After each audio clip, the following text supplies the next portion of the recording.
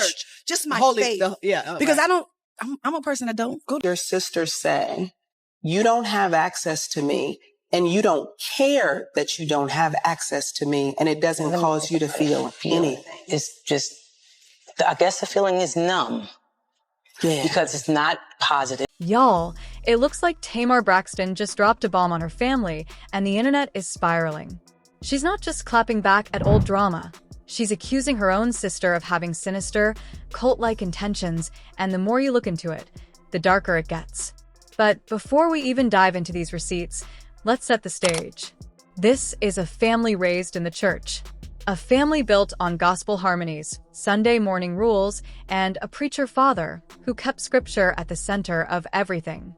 They went from church pews to R&B superstardom, but when faith turns into control, and when sisterhood starts feeling like manipulation, that's when things get eerie. Everything exploded when Tamar went live saying she was preparing for a Bible study because she felt she was fighting off witchcraft and demons. And instead of encouraging her, Toni Braxton hit her with a response nobody saw coming. Toni told her.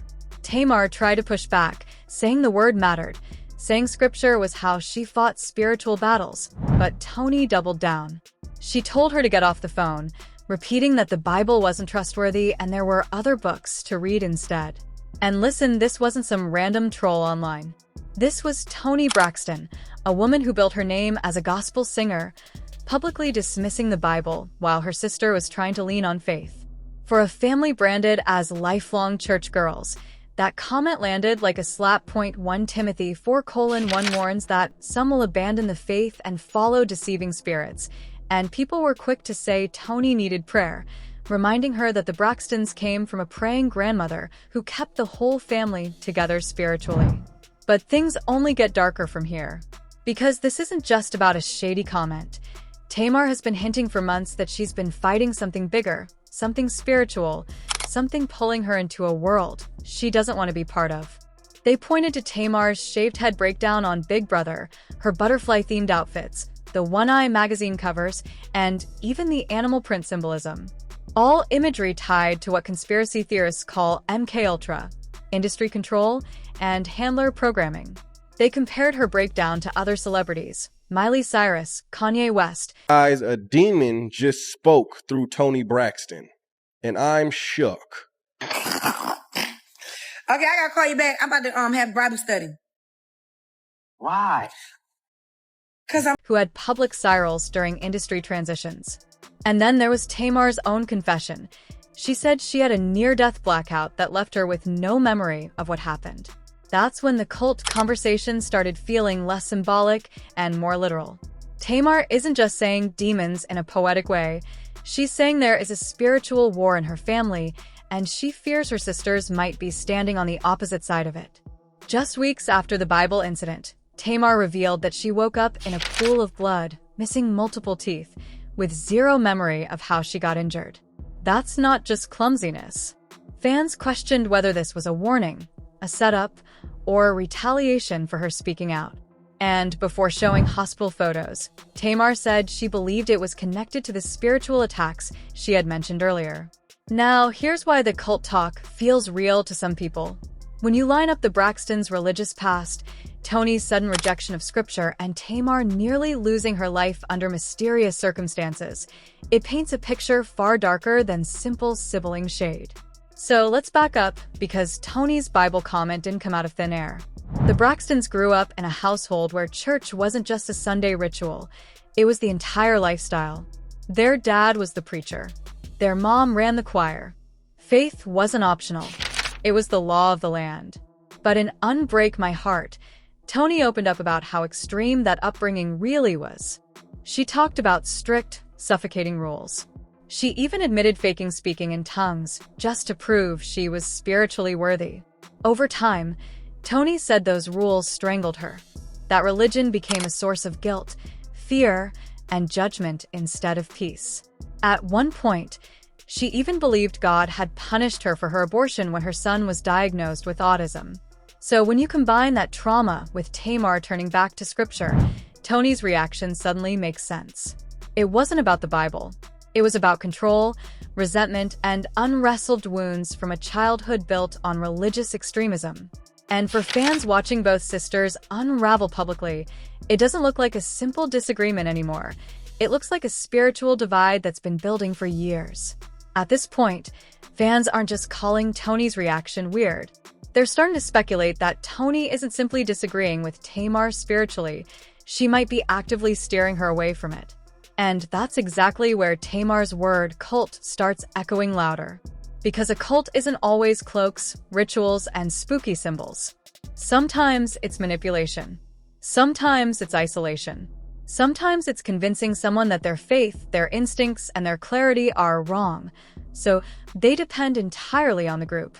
On one side, you see Tamar posting scriptures, quoting Proverbs 31, talking about spiritual warfare, and trying to rebuild her relationship with God. On the other side, you have sisters blocking her calls, brushing off her prayers, and only popping up when the cameras are rolling. She even confessed that Tawanda only answers her texts during filming, but keeps daily contact with the other sisters. That's the exact blueprint of how you make someone feel like a stranger in their own bloodline. And the public receipts back it up. Earlier this year, Toni tried publicly wishing Tamar a happy birthday, only for Tamar to accuse her of gaslighting because behind the scenes, Toni had her blocked. Now, nobody's saying Tamar is innocent. She stays in the headlines. But step into her shoes for a second. You grow up in a family that forced religion on you as a child, then those same people mock you as adults for turning back to it. You're grieving Tracy's death, craving unity, and instead you're being shut out, silenced, and painted as the eternal problem child. Add Toni's jab at the Bible, mix in Tawanda's cold shoulder, and suddenly Tamar's cult comment doesn't sound random. It sounds like a woman trying to articulate something she feels deep in her spirit. Because when you mix religious extremism, sudden hostility towards scripture, emotional isolation, and family-wide gatekeeping, that's not typical dysfunction. That's a system, a playbook. And Tamar is finally calling it what it feels like to her, a sinister plan to pull her into something she wants no part of. But here's the twist. Just as Tamar started speaking boldly about all this, her life spiraled into danger. She went from quoting scripture on IG Live to waking up in a pool of her own blood with no explanation. And the timeline has fans giving the entire Braxton circle a heavy side-eye. On August 19th, Tamar shocked everyone with an Instagram story that sounded like a cry for help. She revealed that she was found in a pool of blood with a fractured nose, missing teeth, and limited mobility. The most chilling part? She admitted she had no memory of what happened. In her own words, and this wasn't Tamar's first brush with sudden, unexplained danger. Back in 2020, she was hospitalized after a suspected overdose, later admitting she felt trapped and hopeless. But this time looked different. This time didn't look like pills, it looked like violence. Broken bones and memory loss don't just fall out of the sky. Then Funky Geneva, Quentin himself, revealed that Tamar texted him after the incident begging for Dr. Heavenly's number because she had lost 4 teeth. And he admitted he couldn't help because he skipped her after-party. But that one detail set off alarms. Why was Tamar scrambling for a dentist instead of going public with medical records? Unless something happened that people didn't want exposed. Witnesses claimed Tamar had been spotted at Atlanta's V12 lounge hours before the incident, allegedly getting cozy with Love and hip-hop's Mendeecees Harris. Immediately, speculation erupted. Did club drama spill over later that night? Or, as the conspiracy side of the internet claims, was Tamar being watched, stalked, or targeted because of what she'd been revealing about her sisters and the cult energy? That cryptic line sent the internet into chaos. Was she hinting at foul play? At family drama? At an industry setup? Or, wildest theory, at a publicity move tied to a new TV deal? Nobody knows, because Tamar hasn't connected the dots publicly, not yet. And if this wasn't messy enough, rewind to earlier this year. A leaked video surfaced showing Krazian Rock barging into Tamar's backstage prayer circle, shoving Toni aside, disrupting the moment, and creating chaos. In the footage, Toni refuses to hold hands while everyone else bows their heads. Tamar later blasted the leak as disgusting, calling her prayer circle sacred, and accusing someone close to her of selling the footage to TMZ. If Tamar was found injured, missing teeth, and unable to explain anything, why is no one suspecting foul play? Who had access to her? Super suspicious that this happens right after she was talking about Bible study and Toni was acting weird about it. And when you stack everything together, the whole narrative starts looking unsettling. Tamar moves closer to God. Her sisters push her away. Tamar prays backstage. The moment gets sabotaged. Tamar mentions cult energy, and suddenly she's found injured with memory loss. And let's be real for a millisecond, Tamar knows. She's been dropping breadcrumbs for months, hinting at a bigger story she's holding back. When she said, "I can't wait till I can tell y'all," that wasn't about just the accident. That was about everything that led up to it. Meanwhile, her sisters haven't stayed silent. From blocking calls to subtle public shade, the Braxton family has turned into a Cold War, one that's starting to look less like sibling rivalry and more like a system built to control the narrative. And when you remember Toni's own memoir describing their childhood as borderline cult-like, suddenly Tamar's accusations don't sound so far-fetched. Because cults don't always look like dusty robes and creepy rituals. Sometimes they look like family dinners, contract negotiations, reality show alliances, and a chokehold on who gets to speak and who gets silenced. But now, when you line everything up with Tamar's own accusations about cult-like energy in her family, the whole picture gets way darker. Tamar isn't just saying her sisters annoy her. She's saying they isolate her, manipulate her, and tear down her faith right when she needs it the most. And fans are starting to wonder, are the Braxtons really protecting each other, or are they protecting an image they don't want shattered?